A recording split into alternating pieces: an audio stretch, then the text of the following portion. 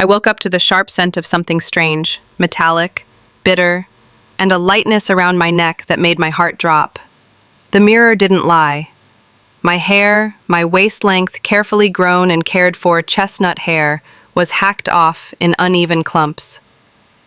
At first I thought I'd been robbed, mugged in my own bed. But then I saw the scissors lying neatly on my dresser, the same craft scissors my mother used to cut old receipts. Next to them was a sticky note, like a slap to the face. "You'll still look fine. Focus on your speech for Hannah's big day. Mom." I stood frozen, the strands still on my pillow, like part of me had died in my sleep. That wedding was supposed to be my one chance to stand in front of people who'd ignored me for years, to finally wear the navy silk dress I bought with my own salary, to not ask anyone for approval, to speak with confidence. Instead, I looked like I'd lost a bet. When I walked into the kitchen, my father barely looked up from his cereal. "Oh good, you're up," he said. "Less hair makes your face look less distracting anyway. The attention's not supposed to be on you." My mother sipped her coffee and added, "It's Hannah's wedding. Let her shine, let her shine." They acted like I was some threat to the sun, like I'd ruined the entire wedding just by standing in a nice dress and being visible. Let me explain something. I was the daughter they always managed, not the one they celebrated. Hannah got the designer dresses and violin lessons. I got the hand-me-downs and the "be grateful" talks. Hannah got a graduation trip to Paris. I was told to work weekends to save for college, which I did.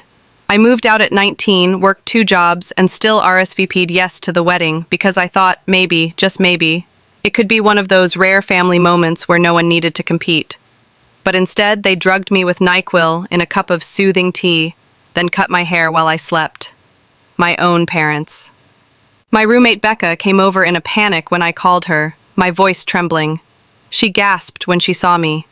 "They did this to you on purpose?" she asked. I nodded. Becca didn't say anything for a moment. Then she pulled out her phone. "Okay, we're not going to the wedding like this. We're going to do something better." I didn't want revenge at first. I just wanted distance. But when Becca helped me record a voice memo, something I never thought I'd release, it changed everything. It was a recording I'd made weeks ago, purely out of habit. I used my phone to track little moments to tell my therapist. Mom saying I was a distraction. When I posted a photo from a friend's bridal shower, Dad said, "Pretty girls ruin weddings with jealousy." At the time, I thought they were just rude jabs. But listening back with Becca, it became something darker, a pattern. Then Becca said, "You know, there's a way to make them listen." Before I delve into the heart of this story, I want to take a moment to invite you to subscribe to our channel and give this video a like. Your support truly means the world to us and fuels our passion for sharing these intimate stories. If you connect with our content, please leave a comment. Every interaction helps us foster a stronger community, and for that, I am incredibly grateful. Stay until the end to fully experience the characters' emotions and the surprising twist. That night, I made a decision. I would show up to the wedding, but not as they expected. I wouldn't wear the dress they sneered at. I wouldn't speak the words they gave me for Hannah's toast. I would take their script and shred it. And that would be just the beginning. I didn't sleep that night, not really.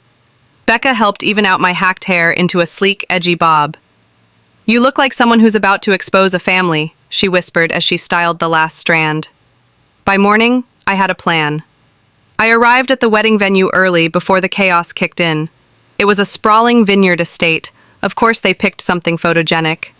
Hannah's dream wedding was bought with my parents' savings, my mother's fake smiles, and my father's unshakable pride in the real daughter. I was just a side character. But not today.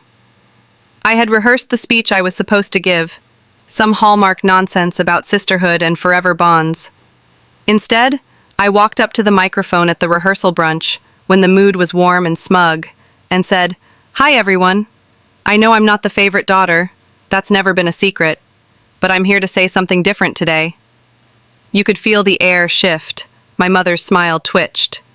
"I want to talk about what happens behind the family portraits, when people say they love you, but cut you, literally just to keep you from outshining someone else. When they drug you with tea so you sleep through the sabotage. When parents treat your existence as a threat to the child they actually love." One uncle dropped his fork. My dad stood up. "Enough! But I didn't stop.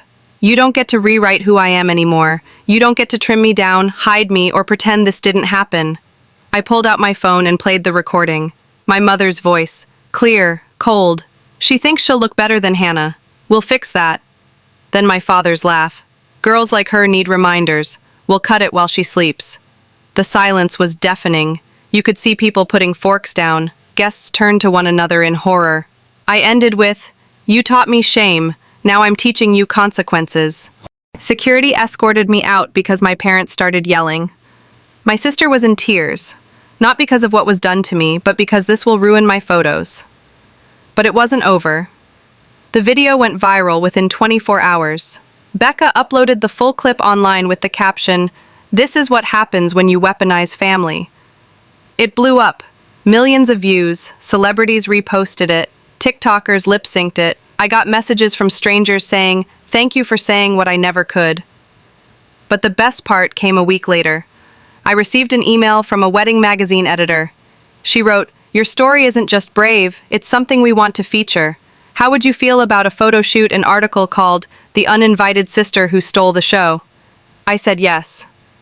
The photo shoot was everything my parents tried to steal from me. Elegant, powerful, unapologetically me. They did my makeup, styled my new hair, and wrapped me in gowns that shimmered louder than shame. That was the beginning of the second chapter of my life. 3 months passed. My family still hadn't reached out. No apology, no explanation. But they didn't need to. The world had already turned its eyes on them. My video had become a cultural moment. Talk shows debated it. Bloggers analyzed every word. Pretty privilege, sibling rivalry, emotional abuse masked as tradition. I became the face of every daughter who had ever been silenced in favor of a shinier sibling. But I wasn't looking for fame. I wanted freedom. And I wanted to make sure they never silenced another girl again. It started with an email from a woman named Cynthia Ray, CEO of a high-end fashion brand that specialized in rebranding damaged reputations through truth. Her daughter had been through something similar. She offered me a job, not just as a model, but as the creative director for a new campaign called You Can't Cut Power. Photo shoots, press tours, TEDx talk requests. I turned my pain into purpose. Meanwhile, the fallout back home was predictable. Their suburban neighborhood turned cold. Wedding guests who once cheered for Hannah now avoided eye contact in grocery stores. The priest who officiated the ceremony told his church, she should have been asking for forgiveness, not validation. Even Hannah's new husband, Greg, who had stayed silent during the haircutting scandal, walked out 6 weeks after the wedding. Apparently, he found a box of printed Instagram comments Hannah had written under anonymous accounts, attacking me online. She wasn't just complicit, she was obsessed, and now, alone. I wish I could say that made me feel better. But the truth is, I didn't care anymore. I was too busy building something they could never taint. The real revenge came when Cynthia made me an offer. We're opening our first creative office in your hometown. Want to run it? I laughed. You're serious? She nodded. Imagine, same town, but this time you're the one people want to impress. So I did it.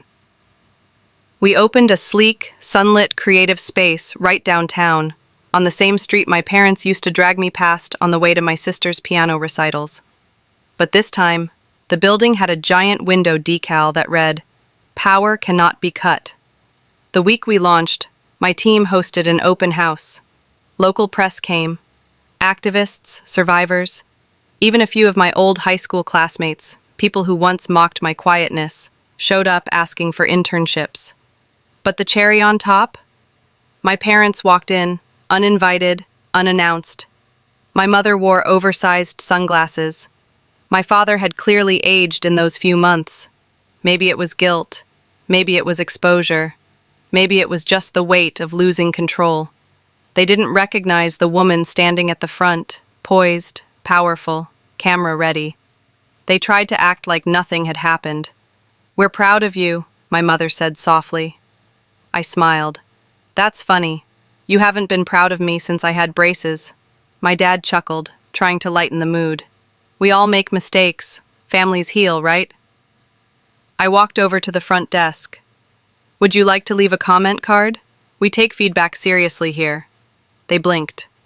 "Otherwise," I continued, I have a full room of people I actually respect waiting to hear me speak. My political of ready waiter and happening here. As I turned away, I saw them standing still, out of place and uncomfortable, in the very space they once insisted I was unworthy of. I didn't need to yell. I didn't need to shame them. The building, the people, the success, that was louder than any insult. But just as they walked out the glass doors, I called after them. By the way, next time you try to cut down a daughter to elevate another, just remember, scissors dull, but some girls sharpen. They never came back, and I never needed them to, because I had finally learned they didn't define my beauty, they didn't define my power, and they never, ever had the right to define my worth. Not with scissors, not with silence, not ever again. Thank you for watching this interesting video. I really appreciate for the love. Subscribe to my channel for more. I love you.